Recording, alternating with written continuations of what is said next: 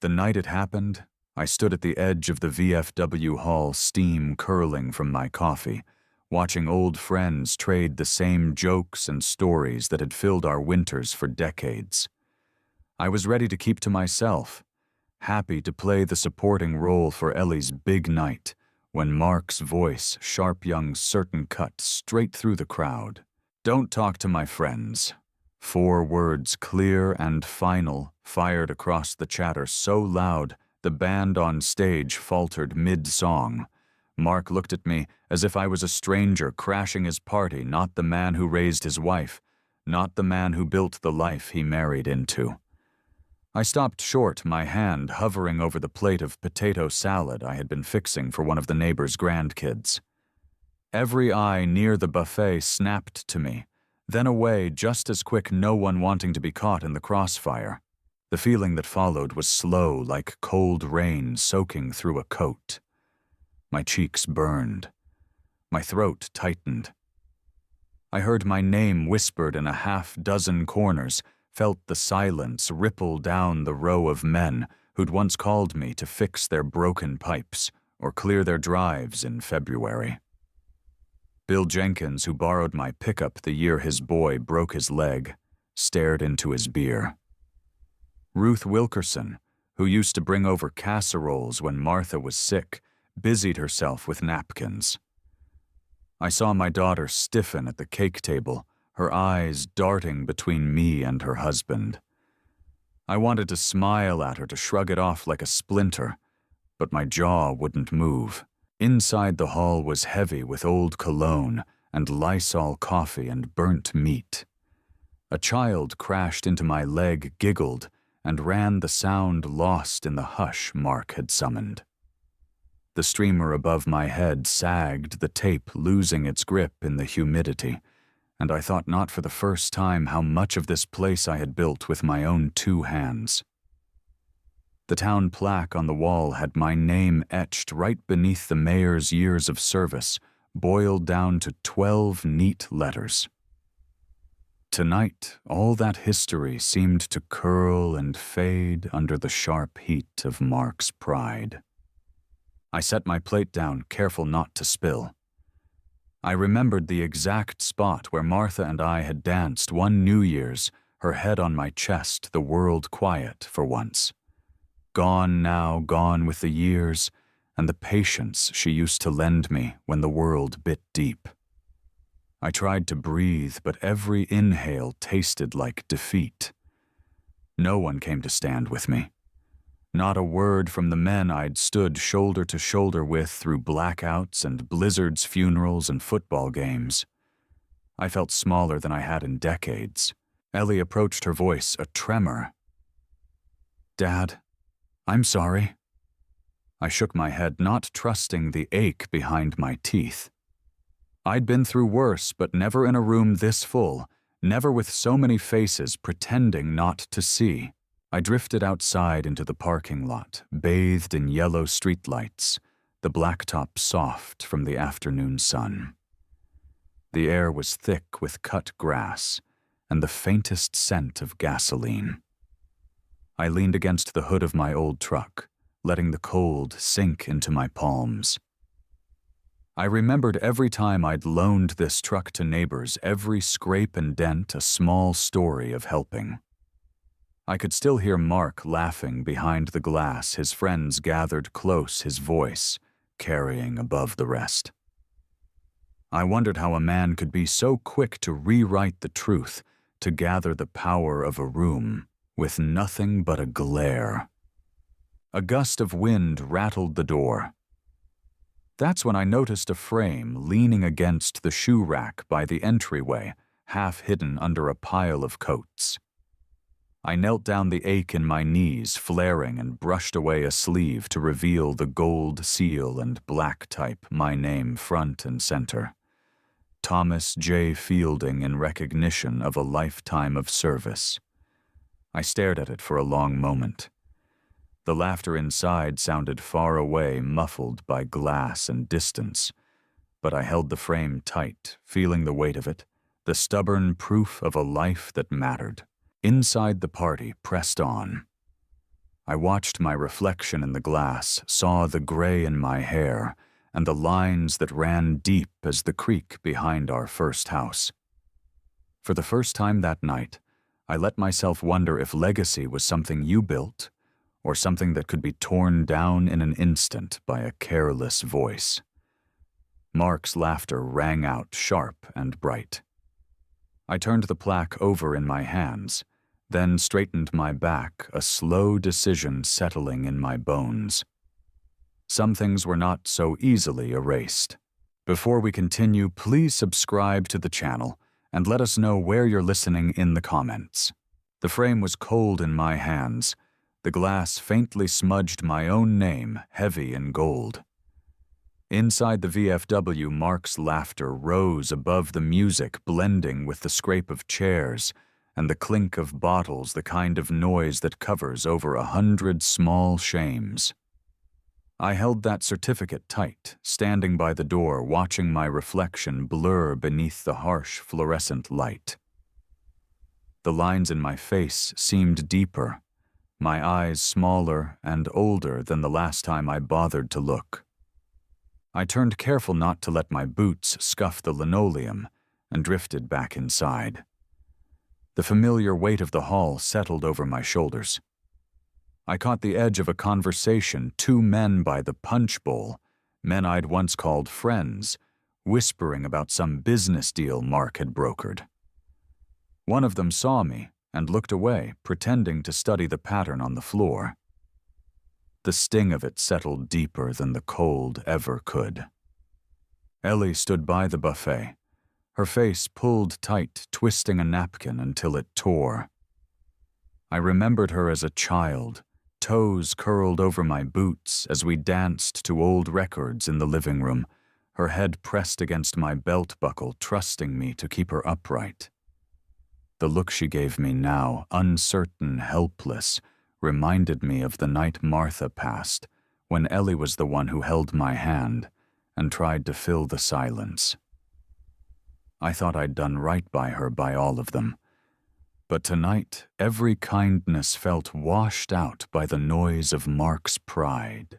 I edged along the wall past the faded photos of parades and chilly cook-offs, everyone a reminder of a time when I was a name people remembered, not just a face in the crowd. My hand brushed a dent in the drywall, left over from the year the ceiling leaked, and we patched it ourselves, 5 men with too many beers and not enough sense. I could still feel the laughter, the camaraderie, the slow work of building trust nail by nail. Now that history seemed brittle, like it could be snapped in half by a new man's ambition. My own ambition used to be simple. I wanted my children to be safe, my name to mean something, my work to last longer than I did. I worked 2 jobs the first 10 years, after we bought our little house, days at the mill, nights at the hardware store, until I could afford to put up a fence and plant the crabapple tree Martha loved.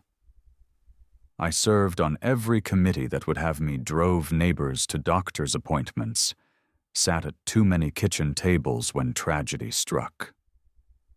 I did it because that's what my father taught me, and what his father taught him: show up, say yes, carry your weight. Tonight, that history seemed to fade under the glare of Mark's easy charm. He was never cruel outright. He just knew how to lean, how to make a room pivot around him with a laugh or a look. I could hear him now spinning another story, my stories, his voice louder than the music. I watched his friends nod along, laughing in the places where I used to get applause, the sting of being ignored twisted into something colder. I saw the way Mark's hand curled around Ellie's back, protective and possessive. I saw how my daughter shrank, folding herself smaller, as if to smooth the rough edges between us. I wondered if she'd grown tired of standing up for me, if she'd learned the hard way that peace in a family sometimes comes at the cost of pride. A wave of exhaustion rolled over me. I set the plaque on a chair and pressed my palms to my thighs, trying to ground myself. The old ache in my right hand, the one that always returned when it rained, flared up, and I massaged it out of habit. I remembered the night Martha first felt the lump in her breast, how she squeezed my hand so hard I thought she might break my fingers. She told me then, "You hold on to what matters, Tom. You let the rest blow by." I tried to remember that lesson, but tonight the wind felt too strong. A sudden commotion snapped me back. The council president, Mrs. Dalton, cleared her throat from the stage, holding up a small stack of letters. "Before we finish the night, we have a few recognitions." The room stilled, everyone glancing up. Mark included, his face suddenly wary. She began reading names, old and new families that had shaped the town. When she reached mine, she paused, glancing over her glasses at the chair where my certificate rested. Thomas J. Fielding. Her voice was gentle. "We have something special for you tonight." The crowd's attention flickered, uncertain. Mark's mouth tightened. Ellie's eyes found mine, brimming with hope and fear. Mrs. Dalton beckoned me forward. My legs felt unsteady, but I rose, the room narrowing as I walked toward the stage. For the first time that night, I felt all the years settle in, not as a burden, but as a weight I had earned. As I reached the steps, Mark's voice cut through the quiet, his tone low and tight. "He's had enough honors. Maybe it's time for someone else." The words sent a new ripple through the crowd. Faces turned, and I saw in their eyes a question that went deeper than any certificate. What do we do when the past and the future collide, and whose story gets to matter most? I took the last step, the answer still out of reach, but a hard, stubborn calm rising in my chest. Something was about to break. As I climbed the steps to the stage, every joint in my legs reminded me of the years I'd spent lifting, hauling, kneeling, standing for others. The applause that rose up was scattered, unsure, half-hearted. Mrs. Dalton handed me the certificate, her hands warm and dry, her smile the kind reserved for old neighbors at funerals. I took the microphone. Its cord tangled the metal, sticky with fingerprints.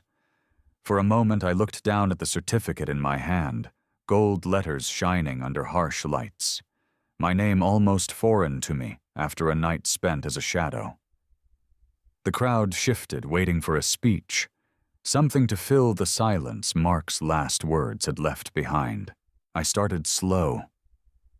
When I moved here, I had nothing but a battered truck and a promise to Martha that I'd try to give her a better life.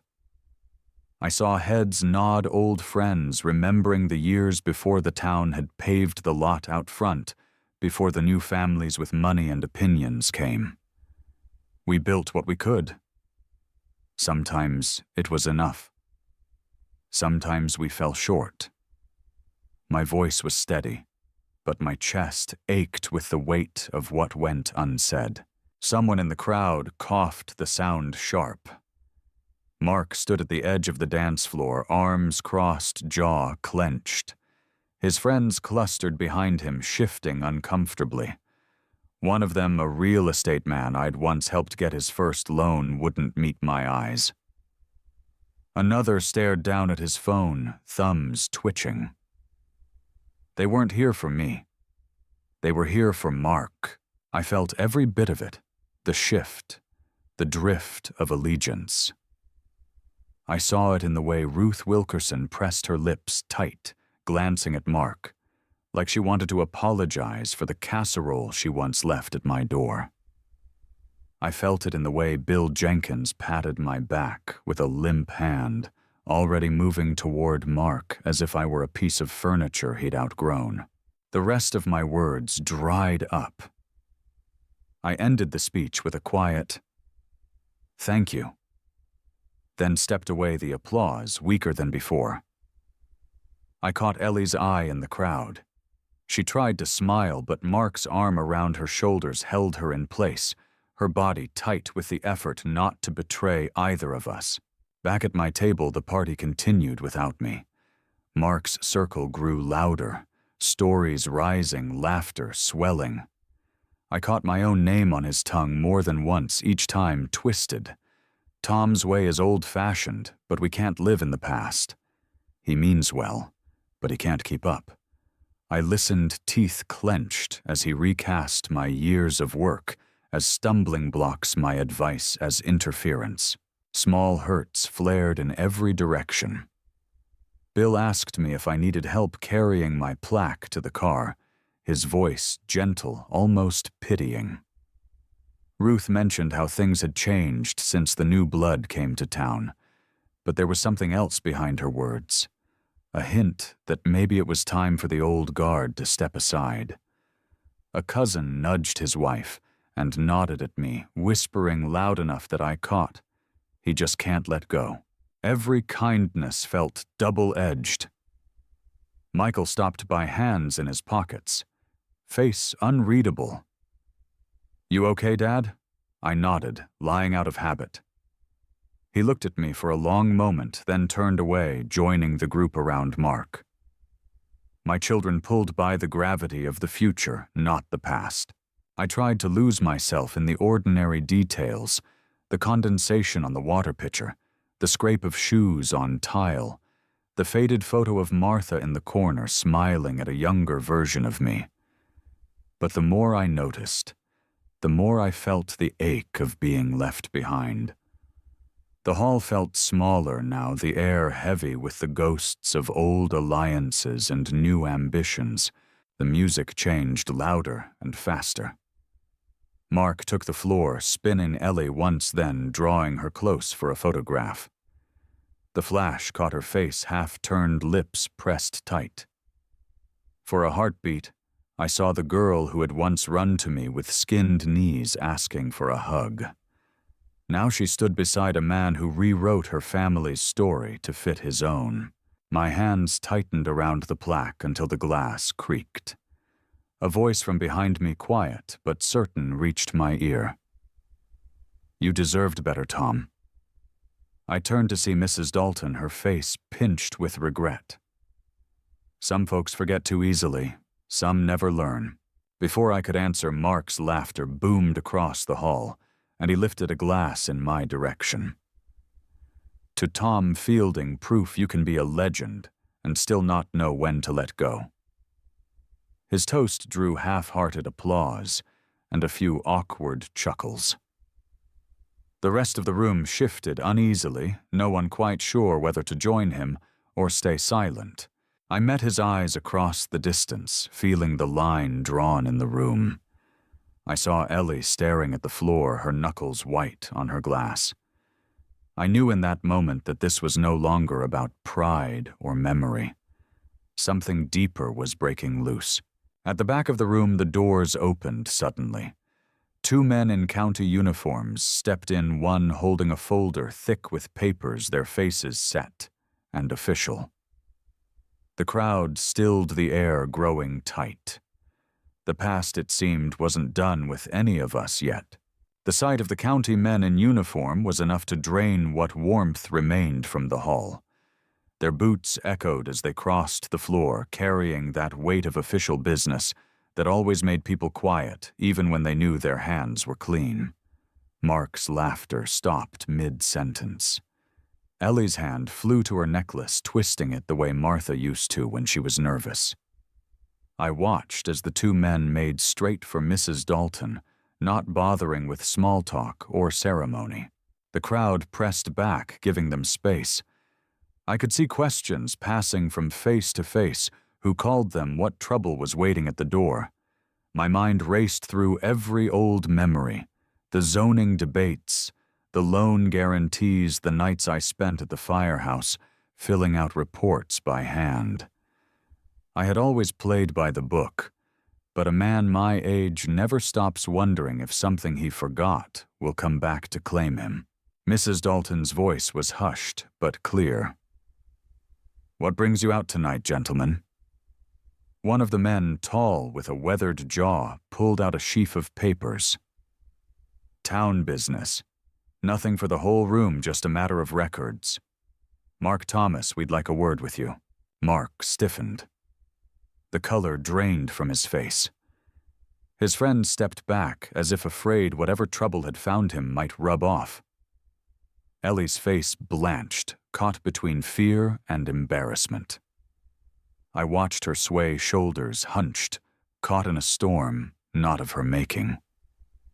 The room filled with whispers, small and sharp. I heard Bill mutter. Finally catching up to him. Maybe. Someone else whispered. Never trusted his handshakes. Mark tried to bluster his way through.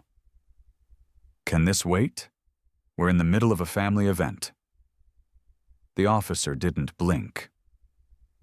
It'll just take a minute. The official tone, the certainty of it, seemed to shrink Mark in his own expensive suit. Mrs. Dalton stepped aside, looking from Mark to me and back again, caught in her own calculations.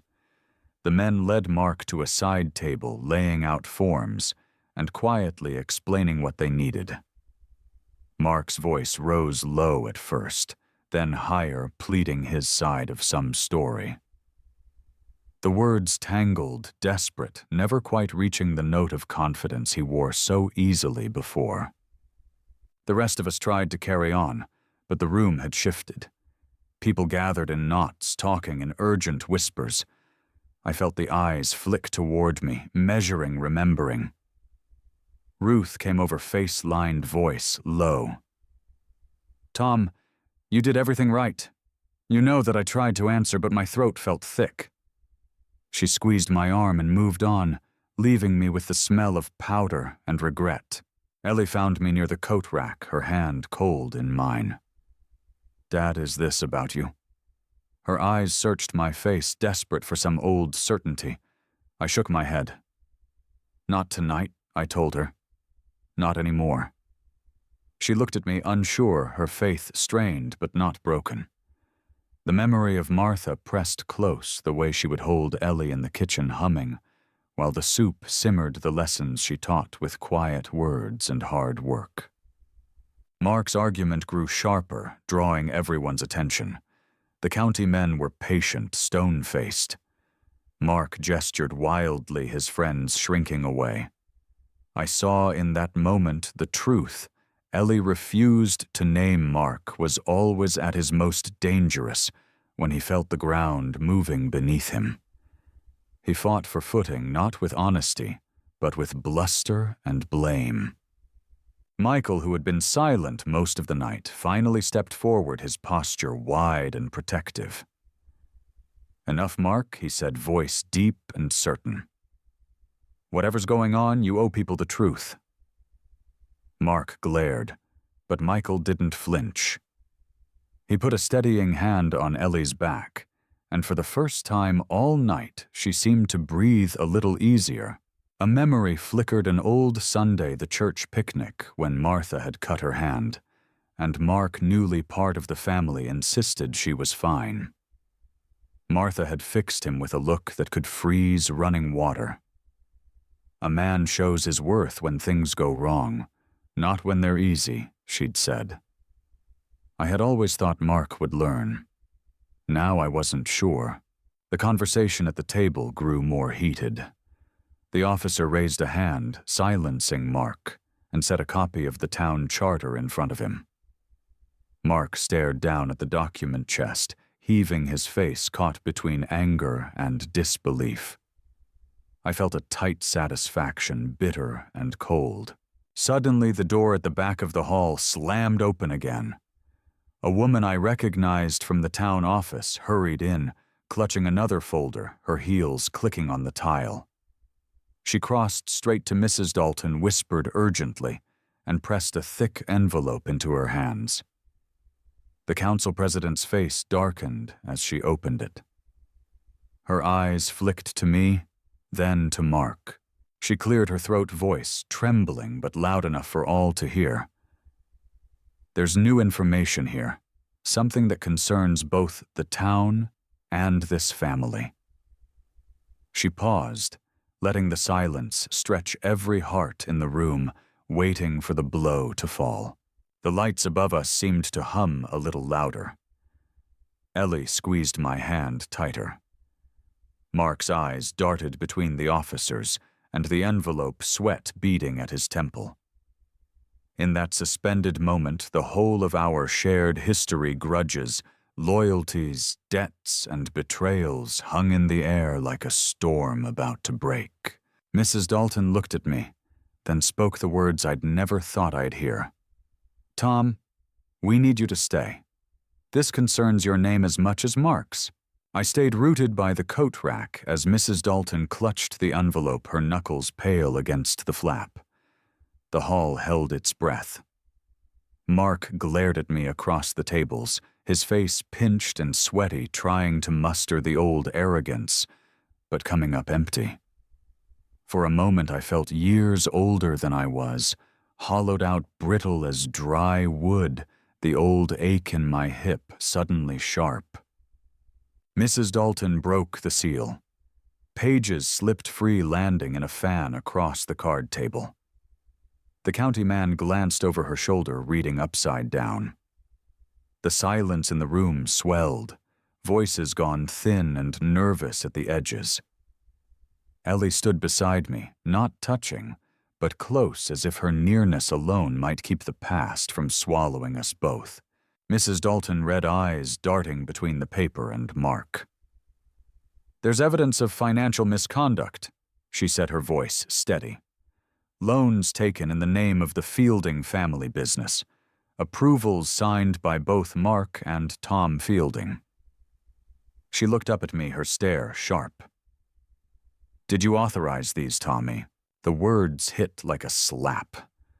For a second, I didn't know what to say. My mind ran back over years of paperwork signatures scrawled half asleep after late shifts at the mill favors done out of habit, never thinking to question who filled in the details. I remembered Mark asking for access, just to make things easier. "Tom, no sense chasing you down for every form." I'd trusted him.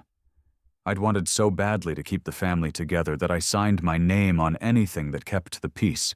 But now the peace had crumbled. I opened my mouth, but nothing came out. The faces in the hall swam, edges blurred. Ruth stepped closer, her hand hovering over my shoulder, not quite landing. "Tom, honey, you all right?" I could only shake my head. Mark's voice rose, shrill and brittle. "See, he can't even remember. He's the one who let this happen. I only did what was necessary to keep the doors open." He jabbed a finger at me, voice cracking. "You think he's some saint, but he handed me the keys. I just drove." Ellie turned to him, her words shaking. "You told me you'd take care of Dad's interests. You promised." Her eyes were bright, rimmed with tears. Michael, standing in the doorway, looked from Mark to me and back again, fists clenched at his sides. My knees buckled.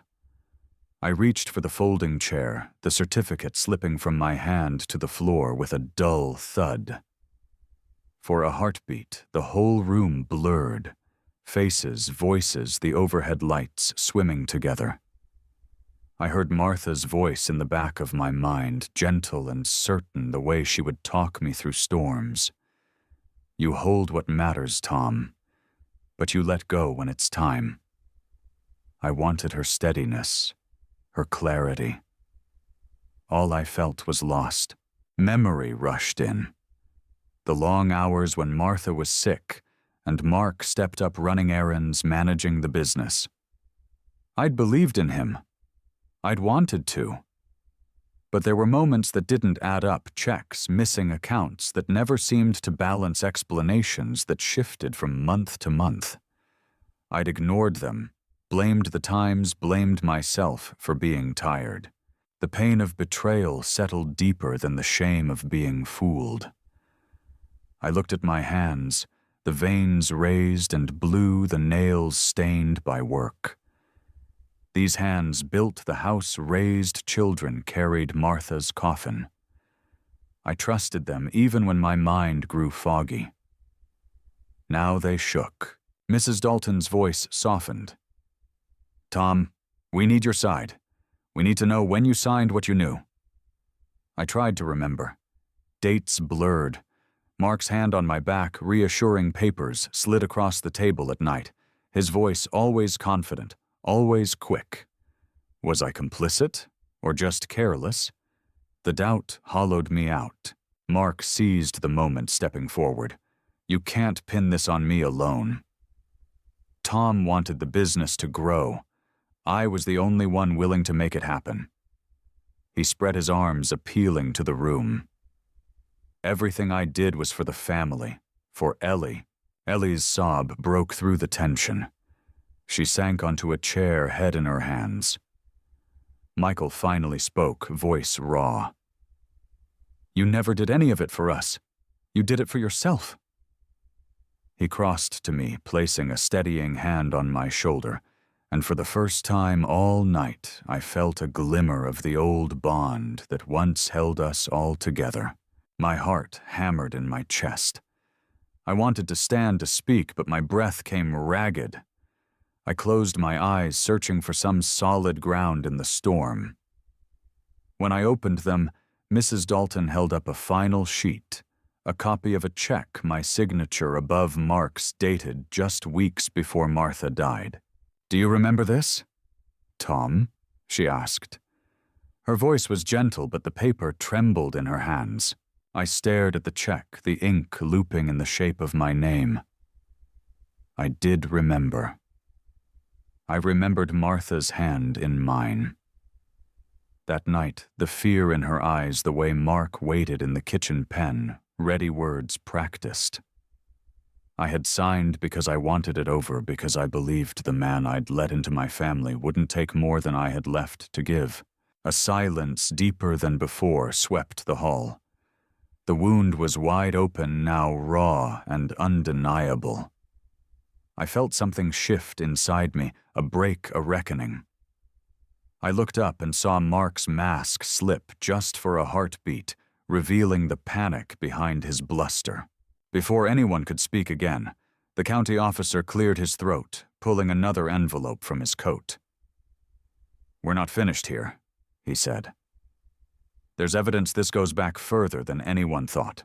Ellie looked up at me, eyes searching. In the hush that followed the family we'd tried to hold together, finally felt like it was breaking in two.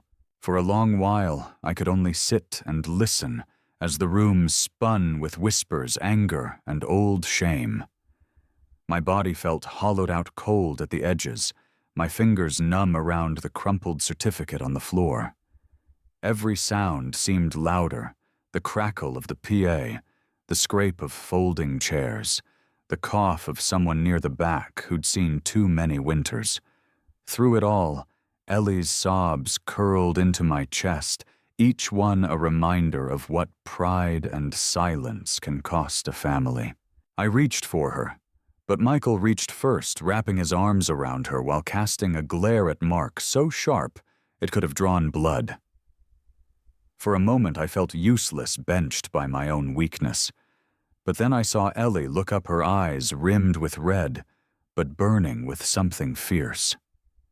She brushed off Michael's hand and came to kneel beside me, her grip tighter than it had been in years. Dad, you didn't know, she said, quietly, voice shaking. You trusted him. We all did. I squeezed her fingers, drawing strength from the old familiar feel.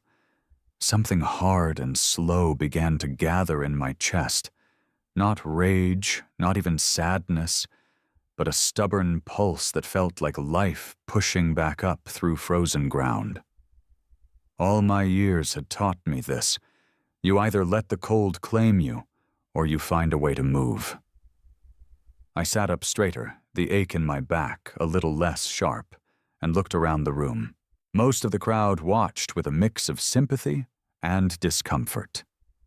Mrs. Dalton hovered near the stage documents, pressed to her chest, uncertain whether she was audience or referee. The county men stood ready, waiting for more trouble, for more truths to land, like stones in water. Mark paced near the windows, chewing a nail, eyes darting from the officers to me and back again. A memory surfaced Martha after her first chemo, too weak to eat, yet still insisting on folding laundry. "You don't quit, Tom," she'd whispered. "Not when people need you." She'd carried me through every loss with grit and grace. Now it was my turn, though she was gone. I pressed a palm to my chest and forced myself to breathe slow, deep, steady. I thought of the business, the years I'd put in the old account books in my attic, and the stories written in every check stub and ledger. Mark might have signed my name, but my story wasn't finished. The town would know the truth, even if it meant dragging every account, every debt, every old favor into the light. I owed it to Martha, to Ellie, to myself. "Enough," I said, not loudly, but with enough force that people turned. The county man paused, the papers in his hand, trembling. Mark froze. "If you're looking for answers, you start at the beginning. Every loan, every deal, every favor that passed through my hands, I'll account for. You want to know the truth about the Fieldings? You'll get it." Ellie straightened, wiping her face. Michael stepped closer, nodding. Even Mrs. Dalton seemed to find her balance. The air shifted, a slow turning like the promise of rain after drought. I let the anger settle, replaced by something clearer resolve. The Fielding name would not be remembered for quiet shame, not if I could help it. Mark stepped forward, voice trembling. "You're not the only one who worked, Tom. You think it was easy cleaning up your messes?" He turned to the room, searching for allies, but the silence was unkind. "I tried to fix what you left broken, that's all." I felt a pang, not of guilt, but of understanding. Mark was lost, scared, and smaller than I'd ever seen him. He hadn't built anything, only borrowed. I almost pitied him. Almost. The county officer nodded. "We'll need to go through everything, Tom. You'll have a chance to tell your side." Mrs. Dalton stepped in, voice regaining its old authority. "There'll be a special hearing. The town deserves the truth." Ellie took my arm. "We'll help you, Dad. All of us." Michael's face was set stubborn.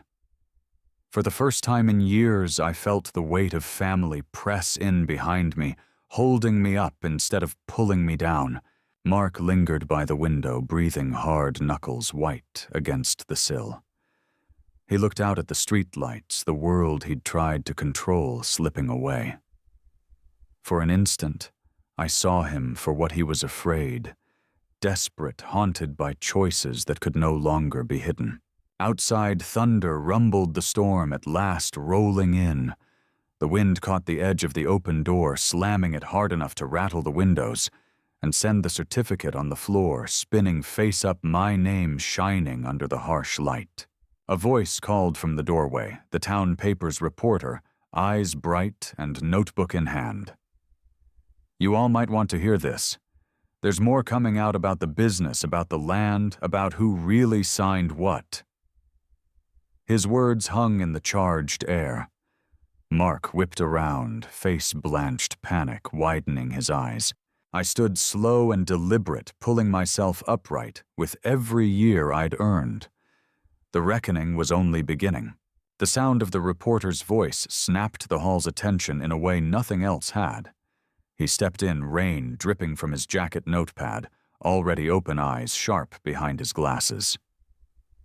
"We just got the audit results from the bank," he said, waving a sheaf of damp pages. "It's not just about signatures. There are records of missing funds deals that never went through the town books, land transferred on paper, but never in reality. It's all tied to the Fielding name, but most of the paperwork traces back to Mark Thomas." A ripple ran through the crowd. The council members pressed forward, their faces drawn. The county officers exchanged glances. I saw Mrs. Dalton stand a little straighter, like she'd known all along that trouble was coming, but never guessed the shape of it. Mark's friend started to drift toward the exit's voices, low, as if distance might save them from the storm. Mark's bravado vanished. He stumbled towards the officer, voice cracking. "This isn't what you think. That money was supposed to come back in. The deals were good, just slow." Tom agreed to every one of them.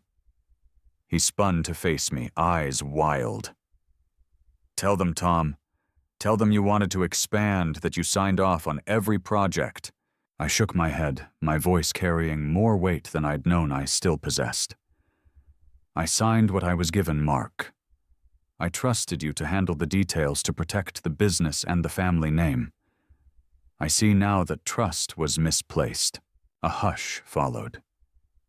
The sense of old community ties once so thick you could taste them frayed with every second of silence. I could see doubt crawling over faces, doubt in Mark, in me, in all the years that had brought us here. Ellie stepped into the center of the room, voice trembling but sure. "Dad, do you still have the old ledgers?" she asked. I nodded. "Everything's in boxes in the attic, same place it's always been." Ellie turned to Mrs. Dalton, voice rising. "Then check them.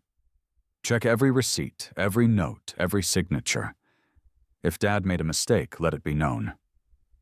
But if Mark forged anything, let that be known too."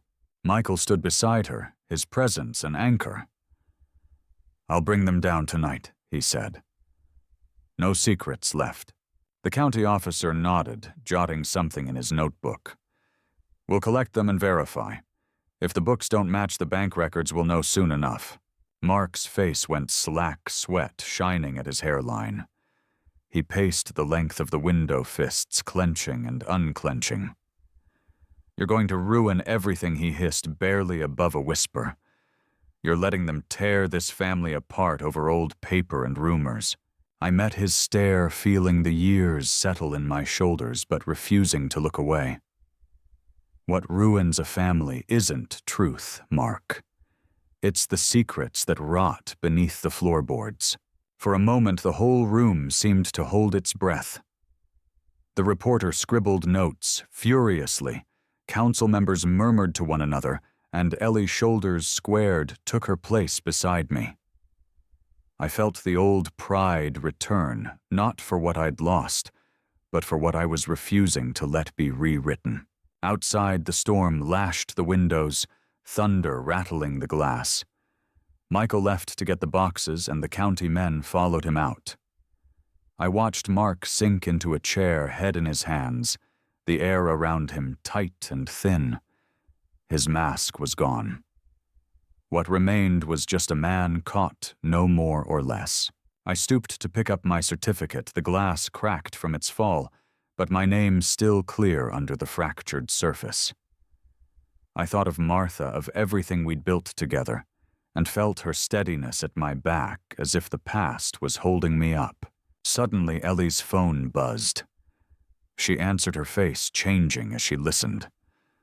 When she hung up, she turned to me, eyes wide, breath quick.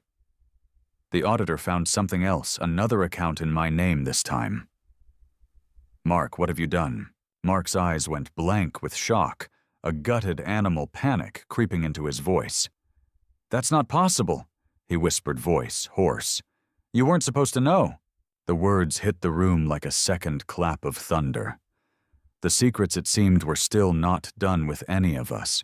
The room swelled with a new kind of silence, the sort that crackles right before a barn roof gives out in a hard storm. Ellie stood frozen, her phone trembling in her hand, the news of that hidden account still hanging in the air. Mark stared back at her, his face twisted, lost for the first time in all the years I'd known him. He started to say her name, but the word failed. Mrs. Dalton motioned for everyone to sit. "We need to understand exactly what's happened here." Her voice was tired, but cut through the murmurs. She took a seat at the head table, looking not at Mark or me, but at Ellie. "You're owed the truth, honey. Start from the beginning." Ellie looked at Mark, voice tight. "How long have you been using my name? How much of this is in my name?"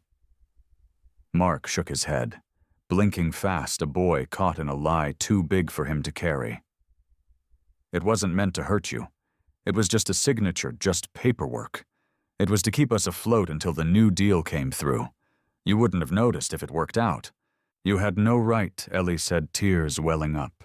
"You lied to me. You lied to my family. How could you—" Mark's voice rose, desperate. "You think I wanted this?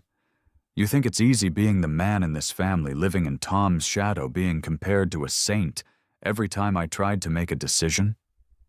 His words rang hollow, bouncing off the faces of those who had seen through him already. Michael's jaw tightened. "You used us, Mark. You used Dad. You used Ellie. You even used the town." He turned to Mrs. Dalton, his words controlled but hard as winter ice. "What happens now?" Mrs. Dalton glanced at the county men. "There will be a full investigation. Nothing moves until we know whose money is whose, who signed what, and who's responsible. Mark, you'll need a lawyer. The Fielding name is owed that much, at least." Mark's shoulders slumped. His voice shrank to a whisper. "I thought I could fix it before anyone found out. I thought I was doing it for all of us." Ellie stared at him. "You did it for yourself. You never asked.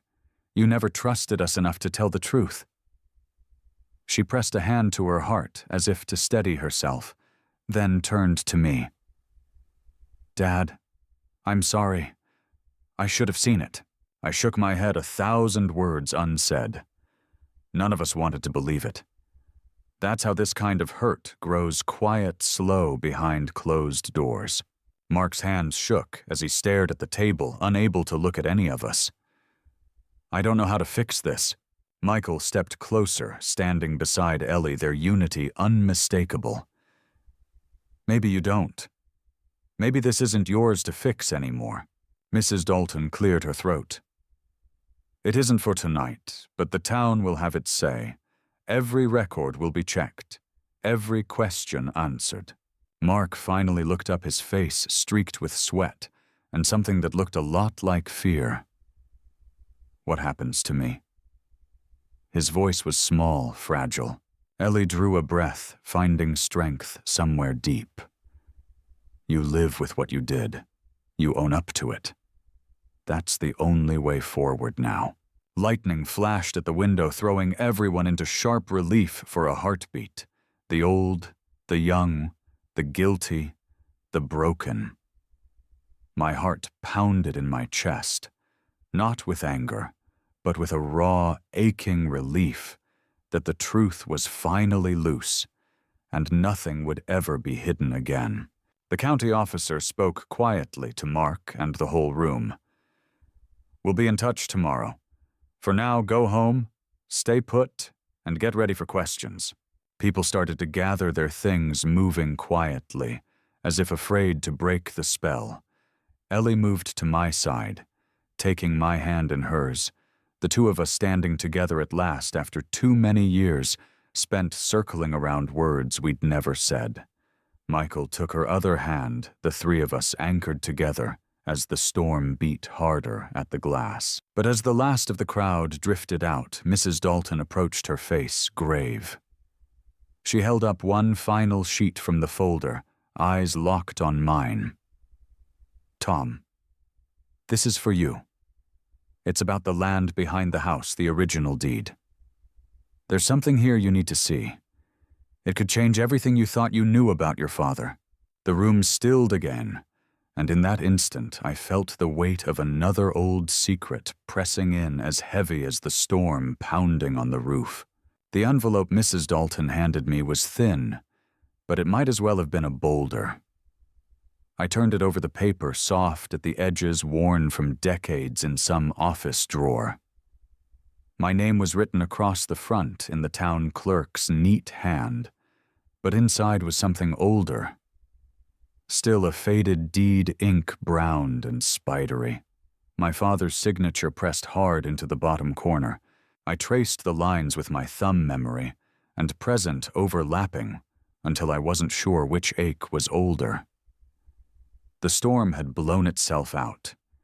Now just the patter of rain on the VFW roof and the tired scrape of folding chairs echoed in the emptying hall. Ellie leaned in to read her head against my shoulder, while Michael hovered at my side, guarding against a world that had proved itself uncertain. "Why didn't you ever tell us about this?" Ellie whispered. She wasn't angry, just worn down to the truth, as if all the pain and secrets of the night had boiled away everything but the need to understand. I shook my head. "I didn't know," I said, voice thick with exhaustion.